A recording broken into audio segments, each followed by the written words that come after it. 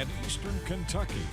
This is WYMT Mountain News at 5:30. Good evening, I'm Steve Hensley. EMT shortages are growing in Harlan County and other areas as the pandemic continues. Local officials have brought attention to the issue and are optimistic a new training program will help. WYMT's Jade Saylor went to Harlan to find out more about it. Healthcare worker shortages have grown throughout the pandemic, including EMT shortages causing longer emergency response times. Here, with response times, we've seen difficulty sometimes with response times because of shortage of personnel. Southeast Kentucky Community and Technical College is implementing a new EMT training program to boost enrollment. This program is 12 weeks.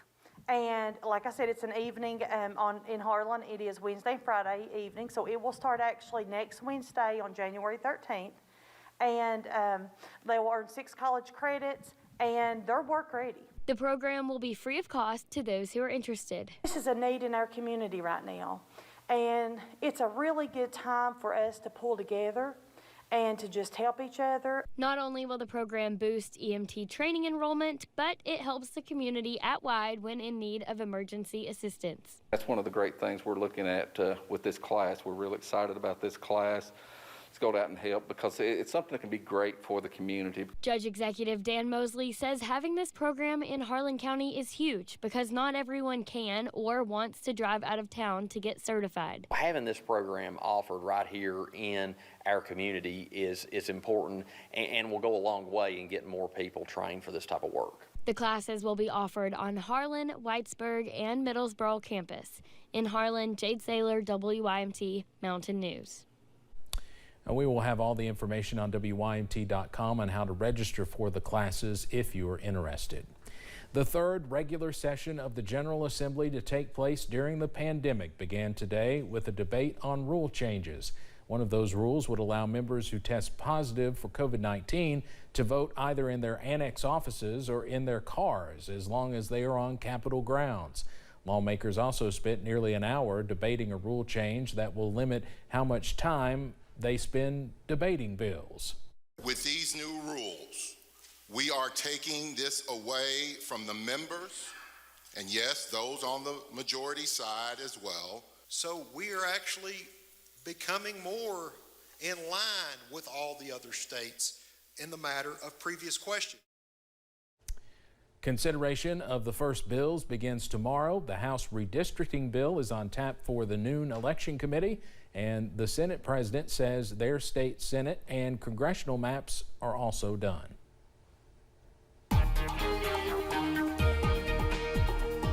Milder weather out there today. We've actually seen quite a bit of pretty nice weather during the day today. More sunshine than we've seen in the past couple of days, which is a good sign. It's actually helped warm us up. I-75 out there this afternoon, or I should say this evening. You see the sunset beginning to work in as we move on through the rest of our Tuesday evening. Out front here at WYMT, you see that sunset there, at least the back side of it, from our studio camera overlooking Black Gold Boulevard. Low to middle 40s for many of the region right now, though Jacksboro, Middlesboro, and even Wise already falling into the upper 30s.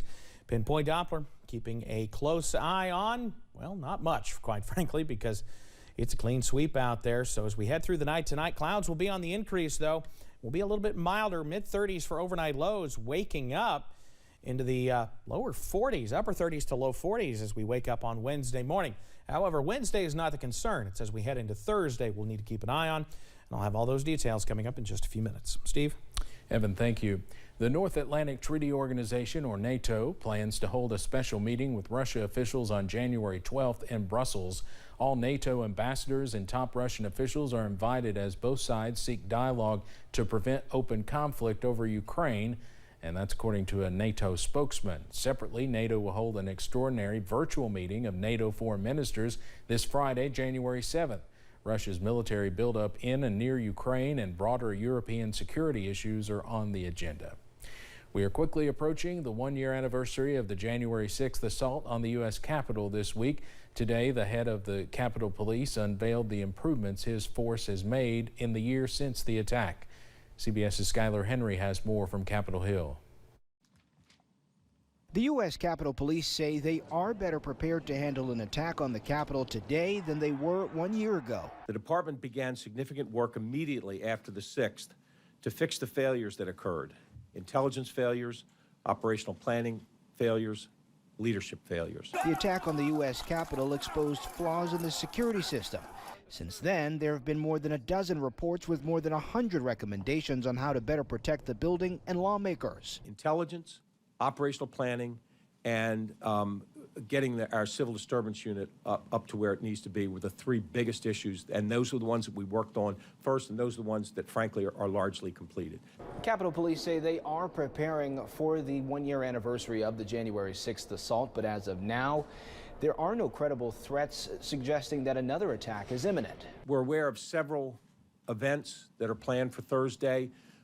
Most of them aren't of much concern to us. But in the aftermath of the attack, Capitol Police have investigated a record number of threats made against lawmakers. When we say threats, it's basically a concerning statement that we need to look into. Some of them do rise to the level of a crime. We investigate it as a crime, and there are cases where we make arrests and there's prosecution. Law enforcement have also arrested more than 700 people who took part in last year's January 6th assault and are still looking for several hundred more. Skyler Henry, CBS News, Capitol Hill. The chief of the U.S. Capitol Police is prepared to testify before Congress tomorrow. In his prepared remarks, he says some of the officers who protected the Capitol last year still carry the emotional scars from that day. More than 130 officers have retired or resigned since that day, and the Capitol Police have had problems recruiting replacements, meaning they are down about 400 officers as we hit the 1-year anniversary. The man who sued over an infamous Nirvana album has one last chance to keep his case in court. A California judge granted the motion to dismiss Spencer Eldon's child pornography lawsuit Monday. This after Eldon's lawyers did not file an opposition to the defense's motion before the deadline. Eldon appeared as a naked baby on the cover of Nirvana's 1991 album Nevermind. Last year, the 30-year-old sued former members of the band, the photographer, and others, claiming the artwork was child porn.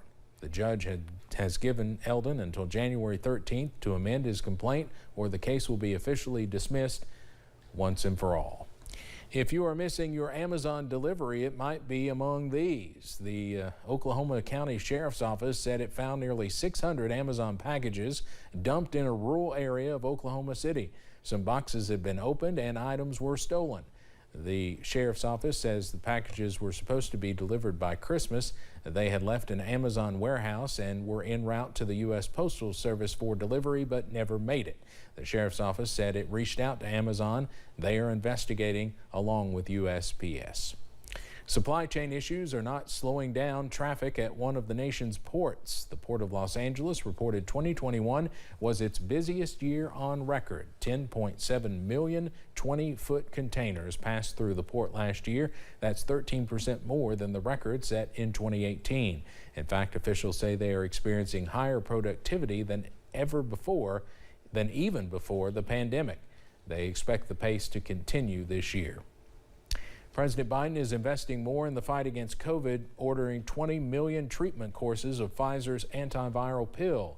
In Connecticut, the National Guard helped local officials with shipments of home testing kits amid continued high demand for PCR and rapid tests around the country.